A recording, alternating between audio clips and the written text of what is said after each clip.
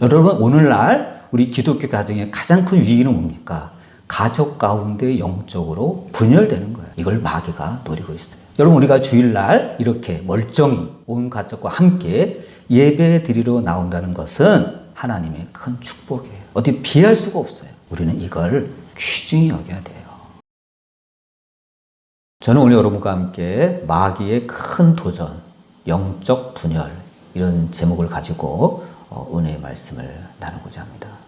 여러분, 우리의 믿음은 하나님께서 우리를 구원하시기 위해서 주신 선물이에요. 우리 게 아니에요. 위에서 받은 거예요.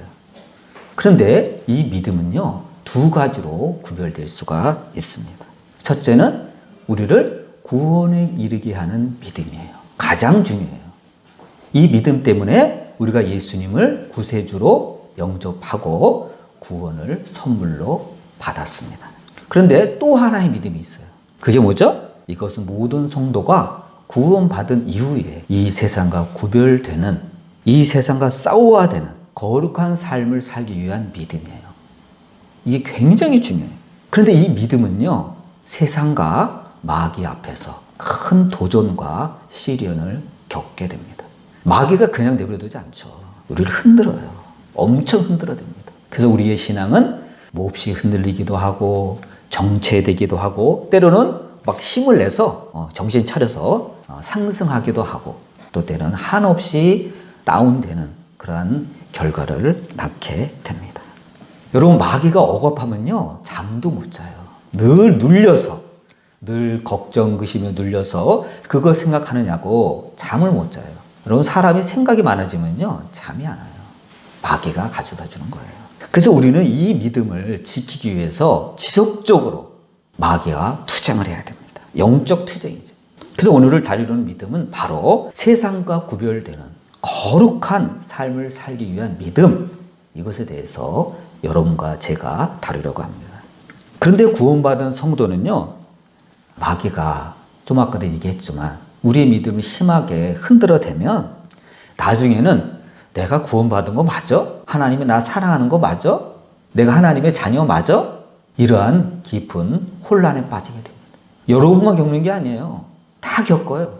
그래서 우리는 이 배후에서 흔들어대는 마귀의 이 계획을 간파해야 돼요. 그래서 속지 말고 부디 믿음으로 이겨내야 돼요. 정신 못 차리면 그래, 네 말이 맞구나. 뭣도 모르고 마귀의 말에 맞장구 치다가 우리는 넘어지게 돼 있어요. 여러분, 마귀가 얼마나 지혜로운지 아세요? 마귀는요, 늘 우리의 약점을 간파하고 있어요. 아, 얘가 이게 요즘 아쉽구나. 아, 요즘 얘가 시험에 들어있구나. 불평불만이 많구나. 압니다. 그래서 거기에 딱 맞는 얘기를 해요. 그러면 수긍할 수밖에 없어. 왜요? 마귀의 말이 너무 합리적이에요. 그래서 저도 속고 여러분도 속아요. 맞아. 하나님이 더 이상 나를 사랑하시지 않아. 하나님은 나에게 관심을 끊었어. 그러면서 범사에 감사하는 하나님의 말씀을 까맣게 잊어버리고 마귀의 말에 맞장구 치다가 우리는 결정적으로 넘어지고 맙니다. 마귀는요, 우리로 하여금 하나님을 원망하고 이웃을 원망하고 가족을 원망하고 상대를 원망하게 해서 우리를 넘어지게 해요. 하나님과 나를 이간질시켜요. 그 누구 손해예요? 내 손해예요. 우리가 이거를 알아야만 돼요. 그래서 여러분, 하와도 에덴 동산에서 마귀한테 당했잖아요. 예수님도 40일간 유대 광야에서 금식하실 때 마귀가 찾아왔잖아요. 대단한 놈이에요. 아니, 그 넓은 유대 광야에 예수님이 어디서 금식하시는지 모르고 어떻게 찾아왔죠? 신기하잖아요. 뭐 주소 불러줬어요? 내비게이션이 있었어요, 그 당시? 여러분, 귀신은 내비게이션 필요 없어요. 그러니까 귀신이에요. 귀신같이 알아내고 마귀가 예수님이 있는 곳에 찾아온 거예요. 기가 막힌 제안을 하잖아요. 너 배고프지? 돌들로 떡을 만들어 먹어. 틀린 말 아니잖아요. 배고픈 사람에게 얼마나 휴머니즘이에요. 마귀가 그런다니까요. 그러니까 저도 속고 여러분도 속는 거예요. 근데 예수님은 안 속으셨어요. 그 속을 들여다보고 계신 거예요. 여러분, 우리는 늘 피상적인 것에 속습니다. 사람을 겉모습만 보고 판단하고 속아요. 그러나 하나님은요, 우리의 속을 들여다봐요. 예수님은 마귀의 속을 들여다봤기 때문에 안 속으신 거예요. 그래서 여러분, 상대방이 나에게 아주 그럴듯한 좋은 제안을 했다고 해서 덜컥 삼키면 어떻게 되죠? 그야말로 골로 가는 수가 있어요. 세상에 공짜가 어디 있어요? 다 자기 유익을 위해서 우리에게 제안하는 겁니다. 그러면 아브라함도 큰 시련에 봉착한 적이 있죠? 그의 부인 사라가 제안을 합니다. 여보, 하나님 소식이 없잖아. 그냥 내 종 하가를 데리고 오늘 하룻밤 자. 그래서 자식을 얻어. 그것이 마귀의 제안인지 모르고 그렇듯하니까 넘어갔잖아요. 그래서 그 씨앗이 잉태돼서 태어난 사람이 이스마엘이잖아요. 하나님은요, 이스마엘을 인정 안 하셨어요. 하나님이 퇴짜났어요. 그러니까 정신 차려가지고 아브라함이 부끄럽게도 믿음을 다시 붙잡았어요. 그러나 그게 얼마나 다행이에요. 그럼에도 불구하고 정신 못 차리는 인생이 얼마나 많은지 몰라요. 그래도 아브라함 정도 되니까 다시 원위치. 여러분, 제발 곁길로 흘렀다면 원위치 하세요. 이처럼 마귀는 위장술로 자신을 최대한 숨깁니다. 누구 뒤에 숨어 있었죠? 그가 사랑하는 사라 뒤에 숨어 있었어요. 에덴 동산에서도 마귀는 뱀의 입을 통해서 하와를 숨겼습니다. 제가 짐작하건대 그 뱀은요, 낯선 뱀이 아니에요. 하와가 아주 잘 알던 뱀이었어요. 왜냐면 낯선 사람은 경계하거든요. 근데 매일 보던 뱀이야. 매일 서로 인사하던 뱀이야. 그러니까 하와가 속은 거예요. 그래서 하와는 경계심을 품지 않고 그와 대화 몇 마디 하다가 넘어간 거예요. 여러분, 이제는 마귀는 항상 우리에게 영향력을 끼칠 수 있는 사람을 잘 알고 있습니다. 아, 얘한테 말하면 직방이야. 바로 넘어가. 얘는 귀가 얇아. 마귀가 잘 알아요. 누구 통하면 바로 돼. 걱정하지 마. 내가 얘기해 줄게. 그게 마귀예요. 여러분, 친한 사람이 얘기하면요, 거부하기가 굉장히 어려워요. 나랑 의리 상하는 거 아니야? 얘가 나랑 멀어지면 어떡하지? 그런데요, 아무리 친한 사람이 부탁해도 안 되는 건 안 되는 거예요. 골로 가요, 잘못하면. 평소에 이것도 깨어 있어야 분별할 수 있어요. 아, 이건 아니다. 아무리 친구 사이지만 이건 아니다. 노라고 할 수 있는 우리가 되어야 됩니다. 그렇다면 믿음의 선배들은 이런 거룩한 삶을 살기 위해서 어떻게 투쟁했을까요? 어떤 노력을 기울였을까요? 그거를 알아야만 합니다. 먼저 이들은 믿음이 있었기 때문에 세상과 타협하지 않았습니다. 여러분, 하나님의 계획은 뭐죠? 이 지구상에서 하나님 말씀에 가장 순종적이고 헌신적인 믿음의 샘플이 되는 가정을 남겨두는 겁니다. 그게 누굽니까? 노아의 가정이었어요. 여러분, 항상 노아의 가정을 생각해 보세요. 나의 가정과 노아의 가정은 어떻게 대비되는가? 이걸 생각해야 돼요. 그 선봉장인 노아였어요.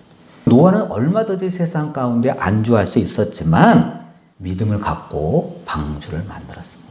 여러분, 노아라고 술 마시기 싫었을까요? 성경 보니까 노아 술이 굉장히 좋아하더구만. 노아라고 놀러 다니기 싫었을까요? 아니죠. 노아도 사람이에요.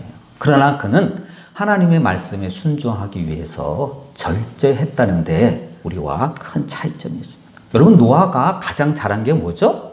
그것은요, 자기 가족을 분열 없이 무사히 방주로 인도했다는 거예요. 예를 들어서 노아의 며느리가 아버님, 무슨 심판이 있습니까? 무슨 소리 하시는 거예요? 말도 안 됩니다. 하고 노아의 말을 거부하고 그 노아의 만든 방주에 탑승을 하지 않았다면 그 며느리는 어떻게 됐죠? 분명히 홍수에 다 떠내려 갔을 것입니다. 큰 비극이죠. 여러분, 오늘날 우리 기독교 가정의 가장 큰 위기는 뭡니까?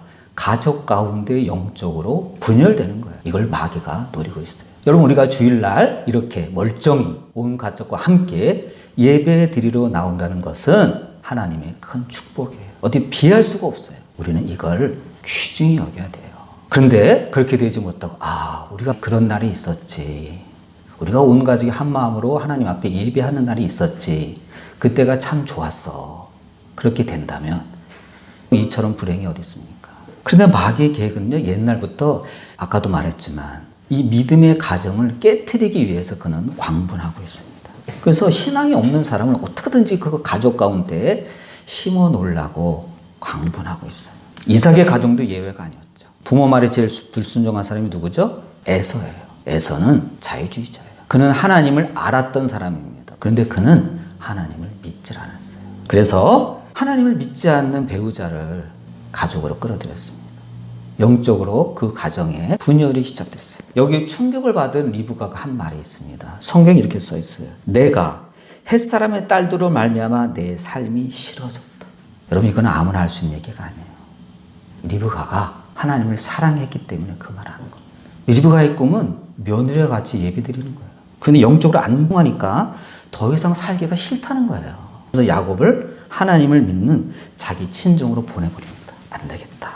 리브가의 이러한 결단으로 말미암아 야곱은 신앙의 여인들을 만났고 그가 형과는 달리 이스라엘을 주의하는 12개의 족장의 조상으로 거듭나게 됩니다. 여러분, 우리가 알다시피 롯의 가정이 있습니다. 롯의 식구들은 어떻게 됐죠? 하나님의 불심판을 피해서 소돔성을 빠져 나올 때 그의 예비 사위들은 농담으로 알았어요. 아유, 장인어른 무슨 농담입니까? 이 많은 하늘에 무슨 불심판입니까? 저는 안 가겠습니다. 따르지 않았죠. 그 다음에 자기 안에는 하나님의 선사들의 경고에도 불구하고 따르지 않았어요. 뒤를 돌아다보는 바람에 미련이 많았나 보죠. 그래서 결국 그는 소금 기둥이 되어버리고 말았습니다. 결론적으로 말하면 롯은 탈출에 성공했죠. 그러나 그의 가정에서 일어난 신앙의 분열 때문에 그의 가정은 망하고 말았습니다. 여러분, 가족 간의 영적인 분열이 이래서 무서운 거예요. 그래서 예수님은 심판날에 두 사람이 밭에 있음에 한 사람은 데려가고 한 사람은 버려둠을 당할 것이요. 두 여자가 맷돌질을 하고 있음에 한 사람은 데려가고 한 사람은 버려둠을 당할 것이니라. 그러므로 깨어있으라. 어느 날에 너희 주가 임하는지 너희가 알지 못함이니라. 이렇게 경고하셨습니다. 여러분, 세상과 타협하지 않는 노아의 믿음은 누구에게 계승됐죠? 아브라함에게 계승됐어요. 참 신기해요. 그 중간에 많은데 아브라함에게 딱 그 노아의 믿음이 안착됐어요. 아브라함은 부르심을 받았을 때 우리가 잘 알다시피 갈 바를 알지 못하고 떠났습니다. 어떤 결과를 보고 떠난 게 아니에요. 안 보이지만 하나님의 약속만 믿고 하나님의 그 약속 어음만 딱 받아들고 떠난 거예요. 여기에 아브라함의 위대함이 있는 거예요. 근데 여러분, 하나님은요, 선택할 사람일수록 아무렇게나 복을 주시질 않아요. 먼저 믿음의 결단을 할 것을 요구하고 그 다음 그 사람이 믿음의 시간을 잘 견디는가를 지켜보고 그 다음에 복을 내려주십니다. 이게 하나님의 방식이에요. 노아도 그랬고 아브라함도 그랬어요. 여러분, 생각해 보세요. 그들 가운데, 그 견디는 시간 가운데 좋은 일만 있었겠어요? 아니죠. 기가 막히게 힘든 일을 겪었죠. 우리도 마찬가지예요. 가정에 대한 마귀의 영적인 분열은요, 오늘도 지속되고 있어요. 어떻게 하면 이 가정을 영적으로 분열시켜서 무너뜨릴까? 이것이 마귀의 흉계입니다. 그래서 제가 여러분에게 눈을 얘기하지만 다른 가정 볼 거 없어요. 내 가정부터 지켜야 돼. 내 믿음부터 지켜야 돼요. 항상 하나님을 한 마음으로 경외하면서 가정의 영적인 분열을 막아야 돼요. 노아의 가정처럼, 아브라함의 가정처럼 위기가 있었죠. 그러나 슬기로운 부모의 믿음으로, 결단으로 잘 이겨냈습니다. 그러므로 여러분, 마귀의 분열책을 부디 간파하고 마귀를 대적하고 승리해서 우리의 가정을 지키고 내 믿음을 지키는 저와 여러분 되시기를 주님의 이름으로 축원드립니다. 기도하겠습니다.